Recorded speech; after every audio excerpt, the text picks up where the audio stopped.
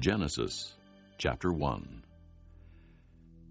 In the beginning, God created the heavens and the earth. Now the earth was formless and empty. Darkness was over the surface of the deep, and the Spirit of God was hovering over the waters. And God said, "Let there be light." And there was light.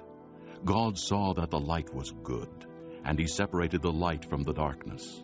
God called the light day, and the darkness he called night. And there was evening, and there was morning, the first day. And God said, "Let there be an expanse between the waters to separate water from water." So God made the expanse, and separated the water under the expanse from the water above it. And it was so. God called the expanse sky, and there was evening, and there was morning, the second day. And God said, "Let the water under the sky be gathered to one place, and let dry ground appear." And it was so. God called the dry ground land, and the gathered waters he called seas. And God saw that it was good.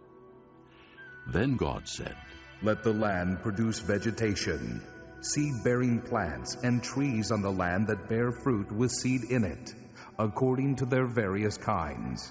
And it was so. The land produced vegetation, plants bearing seed according to their kinds, and trees bearing fruit with seed in it according to their kinds.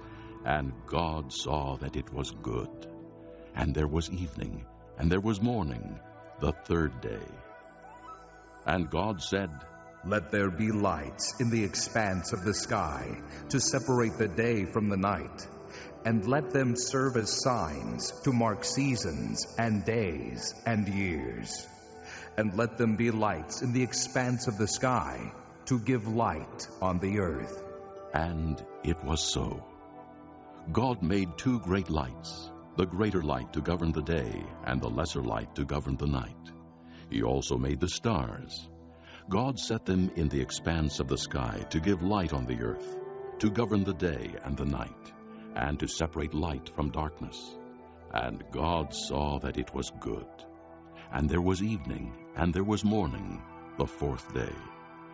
And God said, "Let the water teem with living creatures, and let birds fly above the earth across the expanse of the sky."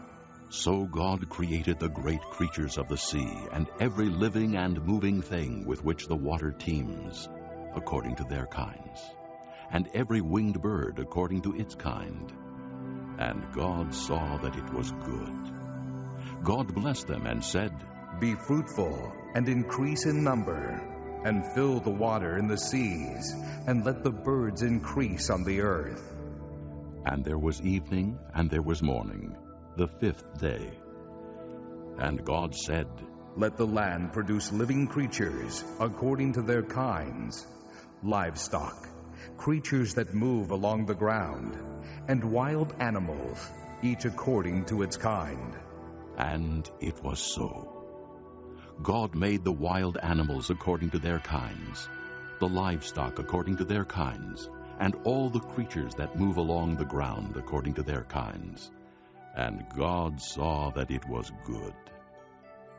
Then God said, "Let us make man in our image, in our likeness, and let them rule over the fish of the sea and the birds of the air, over the livestock, over all the earth, and over all the creatures that move along the ground."